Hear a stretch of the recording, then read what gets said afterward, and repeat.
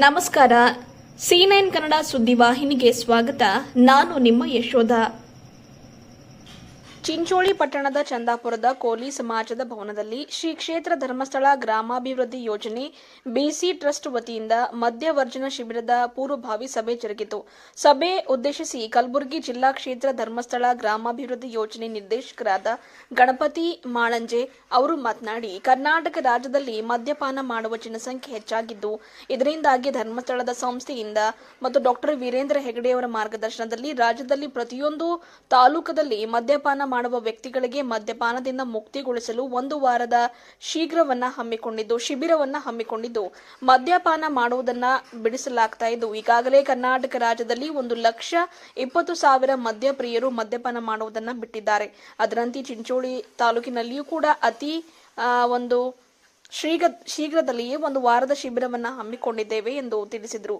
ಈ ಸಂದರ್ಭದಲ್ಲಿ ಕಲಬುರಗಿ ಜಿಲ್ಲಾ ಜನಜಾಗೃತಿ ವೇದಿಕೆ ಉಪಾಧ್ಯಕ್ಷರಾದ ನರಸಮ್ಮ ಲಕ್ಷ್ಮಣ್ ಔಂಟಿ, ಚಿಂಚೋಳಿ ತಾಲೂಕಾ ಧರ್ಮಸ್ಥಳದ ಯೋಜನಾಧಿಕಾರಿಗಳಾದ ಗೋಪಾಲ್, ಮುಖಂಡರಾದ ಕೆಎಂ ಬಾರಿ, ಭೀಮಶೆಟ್ಟಿ ಮುರುಡಾ, ಶ್ರೀಮಂತ್ ಕಟ್ಟಿಮನಿ, ಸಂತೋಷ್ ಗಡಂತಿ, ಪ್ರೇಮ್ ಸಿಂಗ್ ಜಾಧವ್, ರಾಜು ಪವಾರ್, ಅನಿಲ್ ಜಮಾದಾರ್, ಹನುಮಂತ್ ಪೂಜಾರಿ, ದೌಲಪ್ಪ ಸೋಣಗಾರ್, ಖಲೀಲ್ ಪಟೇಲ್, ರಾಧಾಬಾಯಿ ಓಲಿಗಿರಿ, ಸುಲೋಚನಾ ಜಗನ್ನಾಥ್ ಕಟ್ಟಿ ಮತ್ತು ವಿವಿಧ ಪಕ್ಷದ ಮುಖಂಡರು ಮತ್ತು ತಾಲೂಕಿನ ವಿವಿಧ ಗ್ರಾಮದ ಗ್ರಾಮಸ್ಥರು ಸಭೆಯಲ್ಲಿ ಭಾಗಿಯಾಗಿದ್ದರು.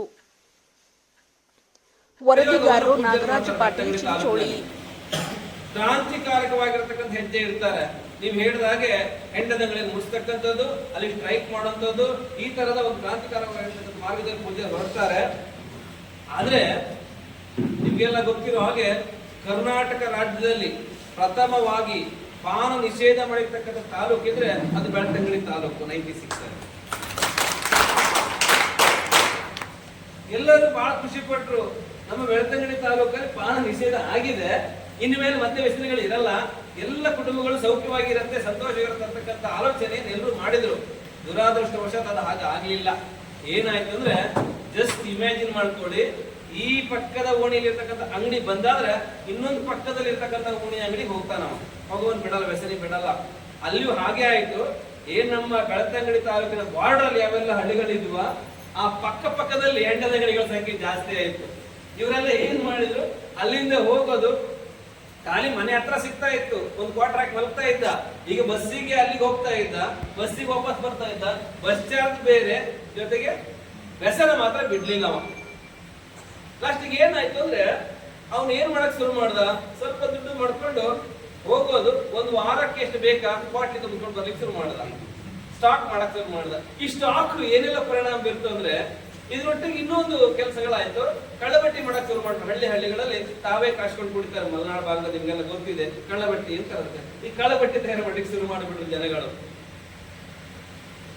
ನಿಮ್ಗೆ ಆಶ್ಚರ್ಯ ಆಗ್ಬೋದು, ಕೇವಲ ಕುಡುಕ ಗಂಡ ಮಾತ್ರ ಆಗಿದ್ದ ಎಷ್ಟೋ ಮನೆಗಳಲ್ಲಿ, ಈ ಲೇಬರ್ ಕ್ಯಾಟಗರಿ ಮನೆಗಳಲ್ಲಿ ಹೆಣ್ಮಕ್ಳು ಕುಡಿಯಕ್ಕೆ ಶುರು ಮಾಡಿದ್ರು ಇದರಿಂದಾಗಿ. ಯಾಕೆ, ಮನೆಯಲ್ಲಿ ಬಾಟ್ಲಿ ಐತಲ್ಲ, ಗಂಡ ಎಲ್ಲ ಹೋದೆ ಒಂದು ಟೇಸ್ಟ್ ನೋಡ್ಲಿಕ್ಕೆ ಶುರು ಮಾಡಿಬಿಟ್ರು. ಅರ್ಥ ಏನಂದ್ರೆ, ಒಂದು ಹೆಂಡದ ಅಂಗಡಿ ಮುಚ್ಚೋದ್ರಿಂದ ಈ ಸಮಸ್ಯೆ ಪರಿಹಾರ ಆಗ್ಲಿಕ್ಕೆ ಸಾಧ್ಯ ಇಲ್ಲ ಅಂತಕ್ಕಂಥ ನಿರ್ಧಾರವನ್ನ ಪೂಜ್ಯರಿಗೆ ಅವತ್ತೇ ಆಗತ್ತೆ, ನಿರ್ಧಾರವನ್ನು ಪೂಜ್ಯರು ಮಾಡ್ತಾರೆ. ಅಂದ್ರೆ ಹೆಂಡದ ಅಂಗಡಿ ಮುಚ್ಚೋದ್ರಿಂದ ಈ ಸಮಸ್ಯೆ ಪರಿಹಾರ ಆಗಲ್ಲ. ಹಾಗಾದ್ರೆ ಏನಾಗ್ಬೇಕು, ಇದಕ್ಕೆ ಏನಾಗ್ಬೇಕು ಅಂತ ಆದ್ರೆ, ವ್ಯಕ್ತಿಯ ಮನೋಪರಿವರ್ತನೆ ಆಗ್ಬೇಕು. ಯಾವ ವ್ಯಕ್ತಿ ಸಂಸ್ಕಾರದಲ್ಲಿ ಬೆಳಿತಾನ, ಸಜ್ಜನರ ಸಹವಾಸ ಮಾಡ್ತಾನ, ಒಳ್ಳೆ ವಾತಾವರಣದಲ್ಲಿ ಇರ್ತಾನ, ಆ ವ್ಯಕ್ತಿ ಮಾತ್ರ ದುಶ್ಚಟಗಳಿಂದ ದೂರ ಇರ್ಲಿಕ್ಕೆ ಸಾಧ್ಯ.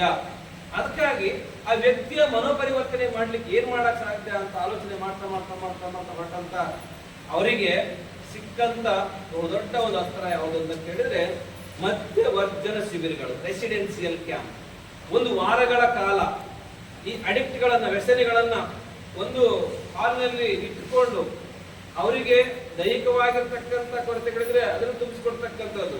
ವಿಶೇಷವಾಗಿ ಪರ್ಸನಲ್ ಕೌನ್ಸಲಿಂಗ್, ವೈಯಕ್ತಿಕ ಸಮಾಲೋಚನೆ, ಆತ್ಮ ಸಮಾಲೋಚನೆ. ಅದರಾಚೆಗೆ ಗ್ರೂಪ್ ಕೌನ್ಸಲಿಂಗ್ ಅಂದ್ರೆ ಗುಂಪು ಸಲಹೆ.